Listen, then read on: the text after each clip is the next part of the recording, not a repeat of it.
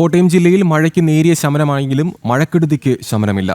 അതിതീവ്ര വെള്ളപ്പൊക്കം നേരിട്ട പടിഞ്ഞാറൻ മേഖലയിൽ വെള്ളക്കെട്ട് ഇപ്പോഴും രൂക്ഷമാണ്. മീനച്ചിലാറിൽ ജലനിരപ്പ് താഴ്ന്നു. പാല, ഈരാറ്റുപേട്ട എന്നിവിടങ്ങളിൽ നിന്നും വെള്ളമിറങ്ങി. മിഥുൻ മുരളിയുടെ റിപ്പോർട്ടിലേക്ക്. കോട്ടയത്തിന്റെ പടിഞ്ഞാറൻ മേഖലയിൽ മഴ മാറ്റമുണ്ട്. മഴ തീവ്രത കുറഞ്ഞിട്ടുണ്ട്. പക്ഷേ വെള്ളക്കെട്ട് ഇവിടെ രൂക്ഷമാണ്. വെള്ളപ്പൊക്ക ഭീഷണി ഇവിടെ നിലനിൽക്കുകയാണ്. പരമാവധി ആളുകളെ ഈ താഴ്ന്ന പ്രദേശങ്ങളിൽ നിന്ന് പടിഞ്ഞാറൻ മേഖലയിലെ കുമരകം, ഇല്ലിക്കൽ, ആർപ്പുക്കര, താഴത്തങ്ങാടി, അയ്മനം പഞ്ചായത്തുകളിലെ വിവിധ മേഖലകളിൽ നിന്ന് മാറ്റി സുരക്ഷിത കേന്ദ്രങ്ങളിലേക്ക് ഇന്നലെ തന്നെ കൊണ്ടുപോയി. ദുരിതാശ്വാസ കേന്ദ്രങ്ങളിലും ബന്ധുവീടുകളിലുമൊക്കെയാണ് ആളുകൾ പരമാവധി ഈ പടിഞ്ഞാറൻ മേഖലയിലെ ആളുകൾ ഇപ്പോൾ ഉള്ളത്. പക്ഷേ ഞാനിപ്പോൾ നിൽക്കുന്ന ഇല്ലിക്കൽ പ്രദേശത്ത് ഇന്നലെ എന്തായിരുന്നു അവസ്ഥ, അതേ കാഴ്ച തന്നെയാണ് ഇന്നും കാണുന്നത്. വെള്ളപ്പൊക്കത്തിന് മാറ്റമില്ല, ജലനിരപ്പ് മാറുന്നില്ല, വലിയ ഒഴുക്കുള്ള വെള്ളം ഇപ്പോഴും വീടുകളിലേക്കും മറ്റും പ്രവഹിക്കുന്നുണ്ട്. വെള്ളക്കെട്ട് മാറുന്നില്ല, വെള്ളത്തിൻ്റെ ജലനിരപ്പ് താഴുന്നില്ല എന്നുള്ളതാണ് ഈ ഭാഗങ്ങളിൽ നിന്ന് കാണുന്ന ഒരു സ്ഥിതിവിശേഷം. പക്ഷേ മഴയ്ക്ക് ശമനമുണ്ട്. കിഴക്കൻ വെള്ളം പടിഞ്ഞാറ് ഭാഗത്തേക്ക് ഒഴുകിയെത്തുന്നു. പടിഞ്ഞാറേക്ക് എത്തി കായലിലേക്ക് പോവുകയാണ് പതിവ്. ആ വെള്ളം ഈരാറ്റുപേട്ട, പാലാ മേഖലകളിൽ ഇപ്പോൾ വെള്ളം ഇറങ്ങിയിട്ടുണ്ട്. അവിടെ നിന്നുള്ള വെള്ളം കിഴക്കൻ മേഖലകളിലേക്ക് എത്തുന്നതാകാം. ഇങ്ങനെ ഈ പടിഞ്ഞാറൻ മേഖലയിൽ കുമരകം, ഇല്ലിക്കൽ, ആർപ്പുക്കര, അയ്മനം ഉൾപ്പെടെയുള്ള പ്രദേശങ്ങളിൽ വെള്ളക്കെട്ട് കൂടുന്നതിന്, വെള്ളം ഉയരുന്നതിന്, ജലനിരപ്പ് താഴാതിരിക്കുന്നതിന് കാരണം എന്നുള്ള വിലയിരുത്തലാണുള്ളത്. NDRF സംഘം ഇന്നലെ രക്ഷാദൗത്യം നടത്തിയ പ്രദേശമാണിത്. വാഹനം ഉൾപ്പെടെ മുന്നോട്ട് ഗതാഗതം പൂർണ്ണമായും നിലച്ച അവസ്ഥയാണ്. മുന്നോട്ട് പോകുമ്പോൾ മുട്ടറ്റം വെള്ളമാണ് ഈ പ്രദേശത്തുള്ളെങ്കിൽ അങ്ങോട്ടേക്ക് പോകുമ്പോൾ ഇനിയും കിലോമീറ്ററുകൾ അപ്പുറത്തേക്ക് പോയി ഇല്ലിക്കൽ എന്ന ഭാഗത്തേക്ക് എത്തുമ്പോൾ അരയ്ക്ക് മുകളിലേക്ക് വെള്ളം എത്തുന്ന ഒരു സ്ഥിതിവിശേഷമാണുള്ളത്. അവിടെ എന്താണ് അവസ്ഥ? അവിടെ വെള്ളം കൂടുതലാണ്. ഇപ്പം അവിടെയുള്ള ജനങ്ങൾക്ക് ഭയങ്കര ബുദ്ധിമുട്ടാണ്. കുറച്ച് പേരൊക്കെ രക്ഷപ്പെട്ടു പോയി, എന്നാലും കുറച്ച് ആൾക്കാർക്ക് വീട്ടിൽ കുരുങ്ങി കിടപ്പുണ്ട്. എവിടെയാണ് കുടുങ്ങി കിടക്കുന്നത്? എത്ര പേര്? ഇന്നലെ വലിയ രക്ഷാദൗത്യമൊക്കെയാണല്ലോ ഈ പ്രദേശത്ത്.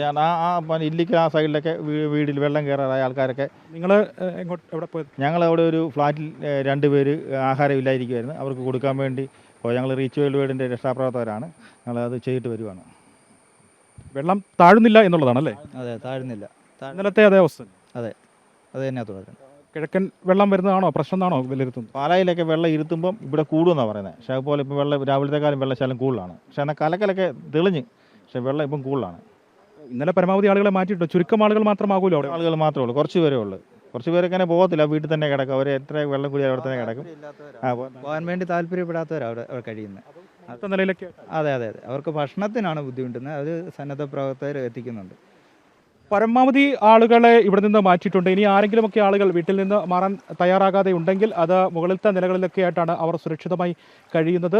പരമാവധി ആളുകൾ ഇന്നലെ രക്ഷാദൗത്യം ഏറ്റവും കൂടുതൽ നടന്ന പ്രദേശം കൂടിയാണ് ഈ ഭാഗം എന്ന് പറയുന്നത്. കോട്ടയം ജില്ലയിലെ ഏറ്റവും താഴ്ന്ന പ്രദേശമാണ്. ഏറ്റവും ആദ്യം വെള്ളപ്പൊക്കം ഉണ്ടാകുന്ന പ്രദേശമാണ്. തീവ്രമായിട്ടുള്ള വെള്ളപ്പൊക്ക ഭീഷണി എല്ലാ തവണയും ഉണ്ടാകുന്ന ഒരു പ്രദേശമാണ്. മീനച്ചിലാറിനോട് ചേർന്ന പ്രദേശമാണ്. മീനച്ചിലാറിന് ഒഴുകിപ്പോകാൻ അതിൻ്റെ വ്യാപ്തി കുറവായതുകൊണ്ടൊക്കെ ഏറ്റവും പെട്ടെന്ന് വെള്ളം കയറുന്ന പ്രദേശമാണ്. എക്കൽ മണ്ണടിഞ്ഞുള്ള ചില പ്രശ്നങ്ങളൊക്കെ മീനച്ചിലാറ്റിൽ ഉള്ളതുകൊണ്ട് തന്നെ അത്തരത്തിലുള്ള പഠനങ്ങളൊക്കെ നേരത്തെ നടന്നിട്ടുണ്ട്.